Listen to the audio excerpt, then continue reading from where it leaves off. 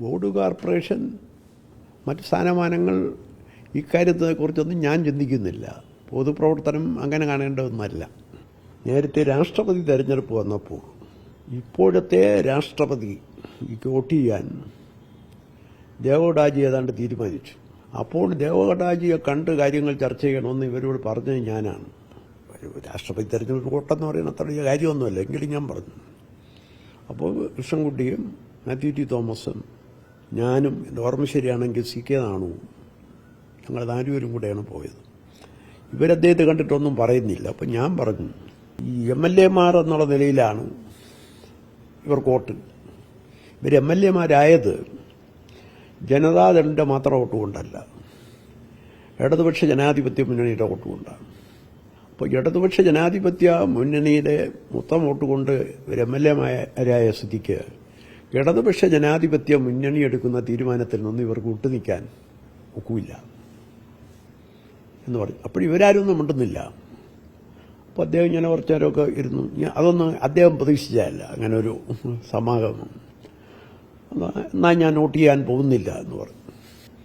പക്ഷെ അദ്ദേഹം വോട്ട് ചെയ്യാൻ പോയി. അതോടുകൂടി ആ പ്രശ്നം. പിന്നെ മറ്റ് നിന്ന സ്ഥാനാർത്ഥി ബാംഗ്ലൂർ ചെന്നിട്ടും അദ്ദേഹത്തെ കണ്ടില്ല. അവർ കുറച്ചു കാലം ചന്ദ്രശേഖർജിയും ഇവരും കൂടെ ഒരുമിച്ച് ഒരു പാർട്ടിയിലുണ്ടായിരുന്നതാണ്, യശ്വന്ത് സിൻഹ. അതുമായി ബന്ധപ്പെട്ട എന്തെങ്കിലുമൊക്കെ പ്രശ്നങ്ങൾ കാണും, എനിക്കറിയില്ല. അതാണ് സ്ഥിതി. ഇപ്പോൾ ഇവർ രണ്ടുപേരും കൂടെ പോയി ദേവഗൗഡാജിയെ കണ്ടു എന്ന് പറയുന്നു. പോകുന്ന വിവരമോ കാണുന്ന വിവരമോ ഒന്നും എന്നോട് പറഞ്ഞില്ല. ഇവരവിടെ പോയി കണ്ട് സംസാരിച്ചു. ആ സംസാരിച്ചതിൽ നിന്നും അദ്ദേഹത്തിന് കിട്ടിയ ഒരു ഫീഡ്ബാക്കിൽ ആണ് ഇടയ്ക്ക് അദ്ദേഹം തന്നെ ഈ സ്വീകരിച്ച നിലപാടിന് പിണറായി വിജയന്റെ പിന്തുണ ഉണ്ടെന്ന് പറഞ്ഞ ഇടയായത് എന്നാണ് എനിക്ക് തോന്നുന്നത്. ഇവർ ഇങ്ങനെ ഇവിടെ ഇങ്ങനെയാണെങ്കിൽ നിങ്ങൾ സംബന്ധിച്ചിട്ടുണ്ടോ എന്തെങ്കിലും ഒരു പറഞ്ഞാണ്, അതെനിക്കറിയില്ല ഞാൻ. അപ്പോൾ അത് കഴിഞ്ഞ് ഇവരിവിടെ വന്നു. ഈ പാർട്ടിയുടെ സംസ്ഥാന കമ്മിറ്റി എറണാകുളത്ത് ചേർന്നു. അതിന് തൊട്ടു മുമ്പ് സംസ്ഥാന ഭാരവാഹികളുടെ യോഗം തിരുവനന്തപുരത്ത് ചേർന്നു. അന്ന് ഈ പ്രശ്നം ചർച്ച ചെയ്യണമെന്ന് പറഞ്ഞു. ഇങ്ങനെ അന്ന് ഇവർ പോയി കഴിഞ്ഞിട്ടില്ല, NDAയിൽ പോയിട്ടില്ല. ഇങ്ങനെ പത്ര റിപ്പോർട്ടുകളൊക്കെ കിടക്കുന്നതിനുള്ളൂ. അപ്പോൾ അങ്ങനെയാണെങ്കിൽ ദേശീയ ഭാരവാഹികൾ ആദ്യം അഭിപ്രായം പറയട്ടെ എന്ന് പറഞ്ഞു. അപ്പോൾ എൻ്റെ കൂടെ അഭിപ്രായം പറഞ്ഞു. ഞാൻ പറഞ്ഞു, ഇപ്പോൾ ഈ പ്രശ്നം ചർച്ച ചെയ്യേണ്ട സമയമായിട്ടില്ല. ഊഹാഭോഗങ്ങളും റിപ്പോർട്ടുകളും അല്ലാതെ വേറൊന്നും സംഭവിച്ചിട്ടില്ല എന്ന് പറഞ്ഞു. അപ്പം അങ്ങനെ പലരും പല അഭിപ്രായങ്ങൾ പറഞ്ഞു. ഏതായാലും സംസ്ഥാന കമ്മിറ്റി വിളിച്ചുകൂടണമെന്ന് തീരുമാനിച്ചു. സംസ്ഥാന കമ്മിറ്റി എറണാകുളത്ത് ചേരുന്നതിന് 2-3 ദിവസം മുമ്പ് ഒരു സംസ്ഥാന ഭാരവാഹി എന്നെ വിളിച്ച് സംസാരിച്ചു. നമുക്ക് ആ യോഗത്തിലേക്ക് പോകുന്നതിന് മുമ്പ് നമുക്ക് ധാരണ എത്തണ്ടേ എന്ന് പറഞ്ഞു. ഞാൻ പറഞ്ഞു, സംസ്ഥാന കമ്മിറ്റി വിളിച്ചിരിക്കുകയല്ലേ, സംസ്ഥാന കമ്മിറ്റിയിലേക്ക് പോകുന്നതിന് മുമ്പ് ഒരു ധാരണയായി പോകുന്നത് ജനാധിപത്യപരമായി ശരിയല്ല. സംസ്ഥാന കമ്മിറ്റിക്ക് പറയാനുള്ളത് എന്താണെന്ന് നമുക്ക് കേൾക്കാമെന്ന്. ഉച്ചവരെ ചർച്ച നടന്നു. ആരും വ്യക്തമായ അഭിപ്രായങ്ങൾ പറയുന്നില്ല, എല്ലാം ഇങ്ങനെ. അപ്പോൾ ഉച്ചകഴിഞ്ഞ് ഞാൻ എഴുന്നേറ്റ് പറഞ്ഞു, ഈ ജനതാദളത്തിന്റെ ദേശീയ പ്ലീനറി സമ്മേളനം പാസാക്കിയ രാഷ്ട്രീയ പ്രമേയത്തിൽ BJP വിരുദ്ധ കോൺഗ്രസ് ഇതര ബദൽ സൃഷ്ടിക്കാൻ ജനതാദൾ നേതൃത്വം നൽകണമെന്നാണ് പറഞ്ഞിട്ടുള്ളത്. അതിൽ നിന്ന് വിട്ടുമാറിയ ഒരു തീരുമാനമെടുത്ത BJP വിരുദ്ധമെന്നാണ് പറഞ്ഞെങ്കിലും എന്ന് പറഞ്ഞാൽ അവർ ആശയപരമായി അച്ചടക്കം ലംഘിച്ചിരിക്കുകയാണ്. പിന്നെ ദേശീയ ഭാരവാഹികളുടെയോ യോഗമോ അല്ലെങ്കിൽ ദേശീയ കമ്മിറ്റി യോഗമോ ദേശീയ കൗൺസിൽ യോഗമോ കൂടാതെയാണ് ഈ തീരുമാനം എടുത്തിരിക്കുന്നത്. കർണാടക പാർട്ടി ഘടകം പോലും ഈ കാര്യം ചർച്ച ചെയ്തിട്ടില്ല. അങ്ങനെയാണ് കുമാരസ്വാമി അവിടെ പോയി നത്തയ്ക്ക് ഹാരാർപ്പണം നടത്തി NDA ചേരാനുള്ള തീരുമാനം പ്രഖ്യാപിച്ചത്. അത് സംഘടനാപരമായ അച്ചടക്കലംഘനമാണ്. അപ്പോൾ സംഘടനാപരമായും ആശയപരമായും ഒരു അച്ചടക്കം ലംഘിച്ചിരിക്കുകയാണ്. അതുകൊണ്ട് ബദൽ സംഘടനാ സംവിധാനം ഉണ്ടാക്കുക എന്നുള്ളതാണ് കരണീയമായിട്ടുള്ളതെന്ന് ഞാൻ പറഞ്ഞു. അപ്പോൾ മാത്യു ടി തോമസ് പറഞ്ഞു അവസാനം, മറ്റ് സംസ്ഥാനങ്ങളിലെ സ്ഥിതിഗതികളെക്കുറിച്ച് അന്വേഷിച്ച് പഠിച്ച് റിപ്പോർട്ട് ചെയ്യാൻ ദേശീയ ഭാരവാഹികളെ ചുമതലപ്പെടുത്തുന്നു പറഞ്ഞു. അത് കഴിഞ്ഞ്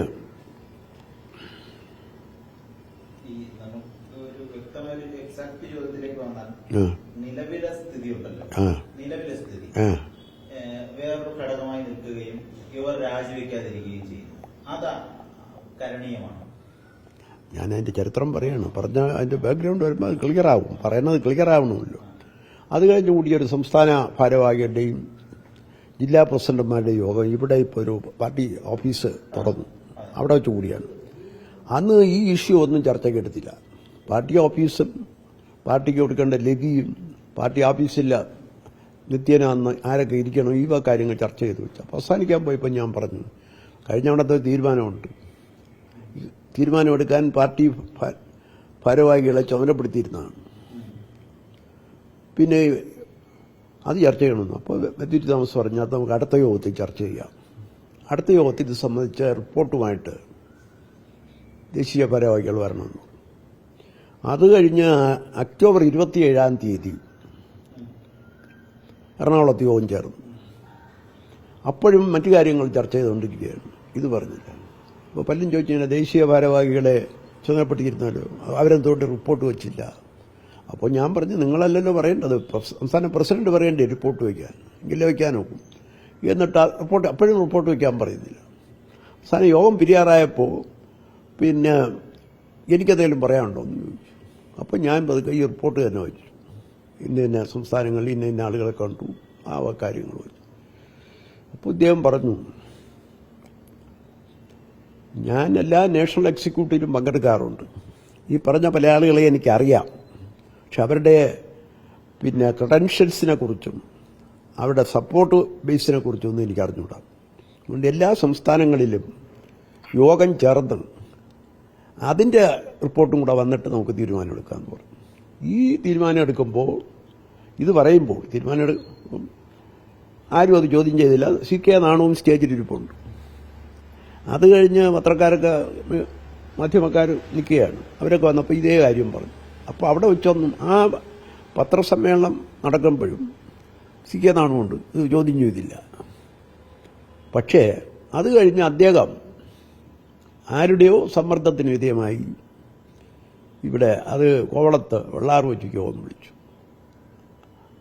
അവിടെ അങ്ങനെ യോഗം വിളിക്കുന്നതിനെക്കുറിച്ച് എന്നോട് ചർച്ച ചെയ്തില്ല. കുറെ കൂടെ അവധാനതയോട് കൂടി ചെയ്യേണ്ട കാര്യം പെട്ടെന്ന് ചെയ്തു. പലപ്പോഴും രാഷ്ട്രീയ രംഗത്ത് പ്രതിസന്ധികളുണ്ടായിട്ടുള്ളപ്പോഴൊക്കെ തിരുവനന്തപുരത്ത് ദേശീയ നേതാക്കൾ വരുമ്പോൾ വലിയ ആവേശത്തോടുകൂടി നിരവധി വാഹനങ്ങളുടെ അകമ്പൊടി കൂടി ഒക്കെ സ്വീകരിച്ചു പാരമ്പര്യം 1980 മുതൽ ഞങ്ങൾക്കുണ്ട്. അതുമില്ലാതെ ഇതൊരു ഉണക്ക യോഗം പോലെ അവിടെ നടന്നത് ശരിയായില്ല. ഏതായാലും ഞാനന്ന് തിരുവനന്തപുരത്തുണ്ടായിരുന്നില്ല, മനഃപൂർവ്വം മാറിയെന്നാണ്. അപ്പോൾ ഈ പല സ്ഥലങ്ങളിലും പല സ്റ്റേറ്റിലെ ആളുകളെ ഞാൻ കോൺടാക്ട് ചെയ്തിരിക്കുകയായിരുന്നു. അതിൻ്റെയും കൂടെ അടിസ്ഥാനത്തിൽ പലരും കൂടെ വന്നിട്ടുണ്ട്. പിന്നെ അപ്പോൾ അവർ വന്ന് എന്നെ തിരക്കും, എന്നെ കാണാൻ വരും. പിന്നെ അതുപോലെ തന്നെ മാധ്യമങ്ങളും ചോദിക്കും. അപ്പോൾ അങ്ങനെ ഒരു ഞാനായിട്ടപ്പോഴൊരു മാധ്യമ വാർത്ത സൃഷ്ടിക്കേണ്ടെന്ന് പറഞ്ഞ് ഞാൻ തലേ ദിവസം കൊല്ലത്ത് പരിപാടി ഉണ്ടായിരുന്നു. അപ്പോൾ അവിടെ തന്നെ ക്യാമ്പ് ചെയ്യും. അപ്പോൾ പലരും എന്നെ ഫോണിൽ വിളിച്ചു. ഞാൻ പറഞ്ഞു ഞാൻ അവിടെ ഇല്ല എന്ന് പറഞ്ഞു. അത് കഴിഞ്ഞ് ചെന്നൈയിൽ വെച്ച് തമിഴ്നാട്ടിലെ പാർട്ടി നേതാക്കന്മാരുടെയും പ്രധാന പ്രവർത്തകരുടെയും ഒരു യോഗം വിളിച്ചിരുന്നു. അത് ഞാൻ കൂടെ എടുത്ത തീരുമാനത്തിൻ്റെ അടിസ്ഥാനത്തിൽ വിളിച്ചാണ്. ഈ സാഹചര്യങ്ങൾ ചർച്ച ചെയ്യാനും കൂടെയാണ്. ആ യോഗം കഴിഞ്ഞതിന് ശേഷം CM ഇബ്രാഹിം അവിടെ എത്തി. അപ്പോൾ ഞാൻ പറഞ്ഞു, നിങ്ങൾ ഈ അവിടെ യോഗം വിളിക്കുന്നതിന് മുമ്പ് എന്നോടുകൂടെ ആലോചിക്കണ്ടേ എന്ന് പറഞ്ഞു. അത് കഴിഞ്ഞ് ബാംഗ്ലൂർ വെച്ച് 9-ാം തീയതി യോഗം കൂടാൻ പോകണമെന്ന് പറഞ്ഞു. നവംബർ 9. November 9 December 9. അപ്പോൾ ഞാൻ പറഞ്ഞു, ഇപ്പോൾ ബാംഗ്ലൂരിൽ വെച്ചൊരു യോഗം വിളിക്കുന്നത് ശരിയല്ലെന്നാണ് എൻ്റെ അഭിപ്രായം. ബാംഗ്ലൂർ വെച്ച് യോഗം വിളിച്ചാൽ ഞാൻ വരത്തില്ല എന്ന് പറഞ്ഞു. അവർ ബാംഗ്ലൂർ വെച്ച് കൂടാൻ തീരുമാനിച്ചു. ഏതാണ്ട് അതിന് തൊട്ടടുത്ത് തന്നെ ഔദ്യോഗികമായി നാഷണൽ എക്സിക്യൂട്ടീവ് ദേവോടാജി വിളിച്ചു. ഈ ചർച്ച ചെയ്തില്ല എന്നുള്ള പരാതിയുണ്ടല്ലോ. ആ നാഷണൽ എക്സിക്യൂട്ടീവിൽ കേരളത്തിൽ നിന്ന് ആരെയും വിളിച്ചില്ല. ഇവിടെ നിന്നൊരു സുഹൃത്ത് നാഷണൽ എക്സിക്യൂട്ടീവ് വിളിച്ച് ഇവിടുത്തെ ഈ ദേവടാജിയോടല്ല മറ്റൊരു ദേശീയ ഭാരവാഹിയോട് ചോദിച്ചു, എന്താ ഞങ്ങളെയൊക്കെ വിളിക്കാത്തത്? അത് കേരള ഘടകത്തെ ഡിസ്റ്റർബ് ചെയ്യേണ്ടെന്ന് ഞങ്ങൾ തീരുമാനിച്ചു, അതുകൊണ്ട് വിളിച്ചില്ല. ആ യോഗത്തിൽ ഇപ്പുറവും ഞാൻ അവ്യക്തത. മറ്റൊരു യോഗം അവിടെ വന്ന് പലരും ചിലർ പങ്കെടുത്തിട്ടുണ്ട്. അവര് ഈ BJP പോയ നിലപാടിനോട് യോജിക്കുന്നവരല്ല, അല്ലാത്തവർ എക്സിക്യൂട്ടീവ് പോയിരുന്നു. അതാണ് സ്ഥിതി. അത് കഴിഞ്ഞ് ഇപ്പോൾ യോഗം ചേർന്നപ്പോൾ ഈ CK നാണോ വിളിച്ച യോഗത്തെക്കുറിച്ചും ഒക്കെ ചർച്ചകൾ വന്നു. അപ്പം ഞാൻ പറഞ്ഞു, ഇപ്പം നമ്മുടെ മുമ്പിലുള്ളത് ഒന്ന് ദേവഗൌഡാജി പ്രസിഡന്റായ ജനതാദളാണ്, മറ്റൊന്ന് CK നാണു പ്രസിഡന്റായാലോ ജനതാദൾ. നമ്മൾ സ്വീകരിച്ചിരിക്കുന്ന നിലപാടിനോട് യോജിക്കുന്നതാണ് CK നാണു. അപ്പോൾ നമുക്ക് ഇത് രണ്ടിലേത് ചൂസ് ചെയ്യണമെന്ന് പറഞ്ഞാൽ അത് ചൂസ് ചെയ്യാനും എന്ന് പറഞ്ഞു. ഈ യോഗത്തിൽ പങ്കെടുത്ത നാണു വിളിച്ച യോഗത്തിൽ പങ്കെടുക്കുന്നവരുടെ പേരിൽ അച്ചടക്ക നടപടി എടുക്കണമെന്നെന്തോ ആരോ പറഞ്ഞു. ഞാൻ പറഞ്ഞു, അങ്ങനെ എടുക്കാൻ പറ്റും, നമ്മുടെ അതേ നിലപാടുള്ളവരാണല്ലോ അവരും, എന്തു പറഞ്ഞവരുടെ പേരിൽ നടപടി എടുക്കുമെന്ന് പറഞ്ഞു. അങ്ങനെയൊക്കെ പറഞ്ഞു പിരിച്ചു. എന്താണ് ആൾട്ടർനേറ്റീവ്? അപ്പോൾ ഞാൻ ഈ പല കാര്യങ്ങളും പറഞ്ഞു. അത് കഴിഞ്ഞ് പിരിഞ്ഞു യോഗം. അപ്പോൾ ആ യോഗത്തിൽ ഞാൻ ആരോടും സംസാരിച്ചില്ല. ഈ തെറ്റിയും തെറിച്ചൊക്കെ പത്രങ്ങളിലും മാധ്യമങ്ങളിലൊക്കെ വന്നു, നീൽദാസിന്റെ പിന്തുണ CK നാണുവിനെന്ന് പറഞ്ഞു. ഞാൻ ആരോടും പറഞ്ഞില്ല. അത് കഴിഞ്ഞ് വന്നിട്ട് പിന്നെ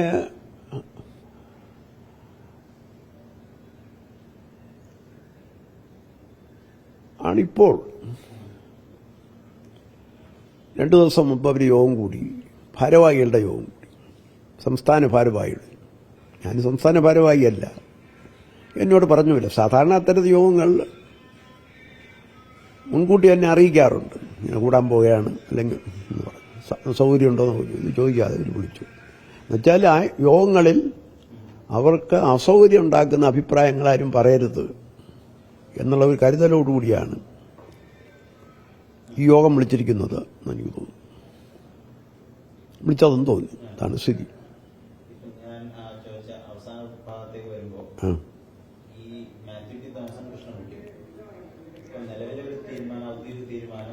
ദേശീയ ഘടകമായിട്ട് മാറി നിൽക്കാം എന്നുള്ളതാണ്. അപ്പൊ ഇവരുടെ ഈ MLA സ്ഥാനങ്ങളിൽ തുടർന്നുകൊണ്ട് അങ്ങനെ ഒരു നീക്കം സാധ്യമാണോ? അതൊക്കെ രാഷ്ട്രീയമല്ലേ. അങ്ങനെയൊക്കെ എന്താ തോന്നുന്നത്? ഞാൻ ആ കാര്യങ്ങളെക്കുറിച്ച് അഭിപ്രായം പറയുന്നില്ല. ഇതൊക്കെ ഒരുപാട് രാഷ്ട്രീയ കക്ഷികളുടെ പിളർപ്പും ഭിന്നിപ്പും ഇതൊക്കെ കണ്ടതല്ലേ. അതൊക്കെ ഇതിനെ സംബന്ധിച്ച് തീരുമാനം എടുക്കേണ്ട 2 ഘടകങ്ങളുണ്ട്. ഒന്ന്, നിയമസഭയിലേക്ക് വരുമ്പോൾ സ്പീക്കർ, അല്ലാതെ വരുമ്പോൾ ഇലക്ഷൻ കമ്മീഷൻ. ഇവരെടുക്കുന്ന തീരുമാനമാണ്.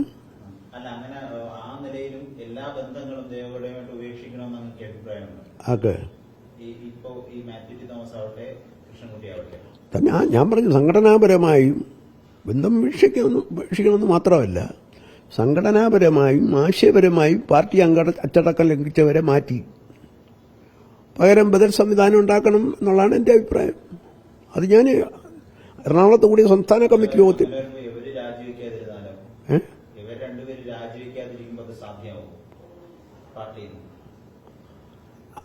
സാധ്യമാവില്ലോ എന്നുള്ളതൊക്കെ ചെറിയ കാര്യങ്ങളാണ്. അല്ല, എനിക്കത് അതിലിപ്പം ഇവരങ്ങനെ നിൽക്കുമ്പോൾ ഇവരെ പേരിൽ എന്ത് ചെയ്യണമെന്നൊക്കെ ഉള്ളത് മറ്റുള്ളവർ തീരുമാനിക്കേണ്ടതാണ്. അതിനെക്കുറിച്ച് ഞാൻ അഭിപ്രായം പറഞ്ഞത് ശരിയല്ല. അങ്ങനെ ഒന്നും തീരുമാനിക്കുമെന്ന് ഞാൻ കരുതുന്നില്ല. ഇവരെക്കെതിരായി എന്തെങ്കിലും നടപടി എടുക്കാൻ അവർ തീരുമാനിക്കും. എനിക്കിവരെയൊക്കെ അറിയുന്നതിന്റെ അടിസ്ഥാനത്തിൽ രണ്ടുപേര് ഈ പാർട്ടിയിൽ തുടരുകയും പ്രസിഡന്റ് ഉൾപ്പെടെയുള്ളവർ പാർട്ടി തന്നെ തുടരുന്ന ഒരു സ്ഥിതി ഉണ്ടല്ലോ, രാജിവെക്കാനാവില്ല. പക്ഷേ അത് വേറൊരു ഘടകമായി നിൽക്കുകയും ചെയ്യുന്നൊരു സങ്കീർണ സാഹചര്യം, അത് സാധ്യമാണോ എന്ന് ചോദിച്ചാൽ അങ്ങനെ മാറി നിൽക്കാൻ പറ്റുമോ? ഞാൻ അതിനെക്കുറിച്ച് അഭിപ്രായം പറയുന്നില്ല. അതിൽ ഞാൻ പറയുന്നത് ഇതിനെക്കുറിച്ച് ഇവിടെ തീരുമാനമെടുക്കേണ്ടത് നിയമസഭാ സ്പീക്കറാണ്. അതൊരു ഇഷ്യൂ ആയി വന്നാൽ മാത്രമേ തീരുമാനമെടുക്കാൻ. രാജിവെച്ചാലേ ഇഷ്യൂ വരുള്ളൂ. രാജിവെച്ചാലേ ആ ഇഷ്യൂ രൂപപ്പെടുന്നു. അത് തന്നെ, അതിനെക്കുറിച്ച് തീരുമാനമെടുക്കേണ്ടത് സ്പീക്കറാണ്. പിന്നെ ഇതൊരു അല്ലാതെ ഇഷ്യൂ ആയി, സംഘടനാപരമായ ഇഷ്യൂ ആയി വന്നാൽ ഇലക്ഷൻ കമ്മീഷനാണ് തീരുമാനമെടുക്കേണ്ടത്. അങ്ങനെ ഒരുപാട് പിന്നിപ്പം പിളർപ്പ് പോകാൻ നമ്മൾ കണ്ടതാണ്. ഒരിക്കൽ ഞാൻ ലോക്ദളിലായിരുന്ന സമയത്ത്, ഇവിടെ മന്ത്രിയുമായിരുന്ന സമയത്ത്, ലോക്ദളിന്റെ എച്ച് എൻ ബഹുണയുടെ നിര്യാണത്തിന് ശേഷം ആദ്യം ദേശീയ കമ്മിറ്റി കൂടി സയ്യിദ് മിർകാസിമിനെയും പ്രസിഡന്റാക്കുകയും കമലാ ബഹുണയെ വർക്കിംഗ് പ്രസിഡന്റാക്കുകയും തീരുമാനിച്ചു. അത് കഴിഞ്ഞ് ഒരു മാസം കഴിഞ്ഞപ്പോൾ കമലാ ബഹുണയ്ക്കും വിജയ് ബഹുണയ്ക്കും ബഹുണാജിയുടെ കുടുംബത്തിന് കോൺഗ്രസിൽ പോകണമെന്നൊരു മോഹം. വീണ്ടും ദേശീയ കമ്മിറ്റി വിളിച്ചു. അപ്പോൾ അവർ കോൺഗ്രസിൽ പോകാൻ പോകണമെന്ന് പറഞ്ഞു. അവർ കോൺഗ്രസിൽ പോകാൻ പോകണമെന്ന് പറഞ്ഞുകൊണ്ട് മറ്റു കുറേ ആളുകൾ നേരത്തെ ദേവിലാൽ ഇതെന്ന് ജനതാദളായി പോയി, ദേവിലാലിന്റെ കൂടെ പോയി. പിന്നെ ഞങ്ങൾ കുറേ പേര് അവിശേഷിച്ചവർ പണ്ഡിറ്റ് പദ്മമാർക്കര 3-ാം നമ്പർ കേട്ടെടുത്തിരുന്നു ലോക്ദളായി തുടരാൻ തീരുമാനിച്ചു. അത് കഴിഞ്ഞ് പിറ്റേ ദിവസം മാംഗ്ലൂർ എയർപോർട്ടിൽ ഞാൻ വന്നപ്പോൾ ദേശീയ പത്രങ്ങളെല്ലാം Lok Dal broken into pieces എന്ന് എഴുതി. ആ ഒരു പ്രശ്നമായിട്ടാണ് ഇന്ത്യ മുഴുവൻ നടന്നു. അന്നത്തെ ലോക്സഭാ തെരഞ്ഞെടുപ്പ് 200-300 സ്ഥാനാർത്ഥികളെ നടത്തി. ഉത്തർപ്രദേശ് അതോടൊപ്പം നടന്ന തെരഞ്ഞെടുപ്പിൽ അവിടെ സ്ഥാനാർത്ഥികളെ നടത്തി. അതിൽ 3 പേര് ജയിച്ചു. ഇതൊക്കെ നമ്മൾ കണ്ടാണ്. ചരിത്രമാണ്. ഇതിലിപ്പം CK നാണുവിനോട് അങ്ങനെയുള്ള ഒരു അവർ കാണിച്ച പ്രവർത്തനം അത് ഒരുപക്ഷെ അംഗീകരിക്കേണ്ടി വരില്ലേ? ഇല്ല, ഞാൻ പറഞ്ഞല്ലേ അംഗീകരിക്കേണ്ടി വരൂല്ലേ എന്നുള്ളതല്ല ഇതിനകത്തെ ക്വസ്റ്റ്യൻ. ഈ മൊത്തം ദേശീയ തലത്തിൽ ഒരു ബദൽ സംഘടനാ സംവിധാനം വരുന്നതിനെ പൊളിക്കാൻ ആരുടെ സമ്മർദ്ദത്തിന് വിധേയമായി CK നാണുവിന്റെ പുറകിൽ നിൽക്കുന്ന ആരെ ഉപയോഗിച്ച് ഇതിനെ പൊളിക്കാൻ ആഗ്രഹിക്കുന്നവരാണ് ഈ നീക്കം നടത്തിയതിന്റെ പിന്നിൽ എന്ന് ബലമായ എനിക്ക് സംശയമുണ്ട്. ആ സംശയം സംവിധാനം വരുന്നതിന് പകരം ഒരു മാറ്റിയത്. അപ്പൊ ഇതില് ഇനി എന്താണ് വഴി എന്നാണ് കാണുന്നത്? ഒരാളിങ്ങനെ നിൽക്കുന്നു, മറ്റൊരു വിഭാഗം പൂർണ്ണമായി. ഇനിയിപ്പോ ഇവര് കേരള പാർട്ടിയായിട്ടാണ് തുടരാൻ ഉദ്ദേശിക്കുന്നതെങ്കിൽ അത് ഞാൻ വളരെ വ്യക്തം, ഞാൻ എന്റെ അവിടെ ഇല്ല എന്ന യോഗത്തിൽ ആവർത്തിച്ച് ഞാൻ പറഞ്ഞു. കാലം അത്രയും ഒരു ദേശീയ രാഷ്ട്രീയത്തിന്റെ ഭാഗമായി ആണ് ഞാൻ നിന്നിട്ടുള്ളത്. ഇനിയും അങ്ങനെ നിൽക്കാനൊക്കും. ഇവരെങ്ങനെ പോകാനാണ് തീരുമാനിക്കുന്നതെങ്കിൽ ഞാൻ ഈ ആദ്യം കേരളത്തിലെ സഹപ്രവർത്തകരെയും സുഹൃത്തുക്കളെയൊക്കെ വിളിച്ചു കൂട്ടി എന്ത് വേണമെന്ന് ആലോചിക്കും. അവരുടെ അഭിപ്രായങ്ങളും കൂടെ കേട്ട ശേഷം അടുത്ത നടപടി എന്ത് വേണമെന്ന് തീരുമാനിക്കും. ഇവരിപ്പോൾ നടത്തിക്കൊണ്ടിരിക്കുന്ന നീക്കം തീരുമാനമെടുത്തിട്ടുമില്ല.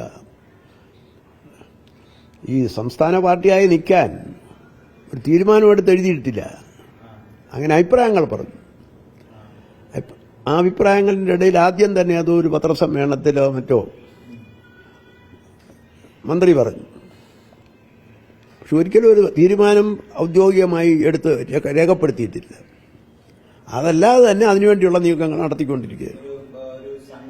മറ്റൊരു ഘടകമായി നിൽക്കുക സംസ്ഥാനത്ത് അത് അംഗീകരിക്കാൻ കഴിയില്ല. ഒരു ദേശീയ രാഷ്ട്രീയ ഒരു ബദൽ വേണമെന്നാണ് പറയുന്നത്.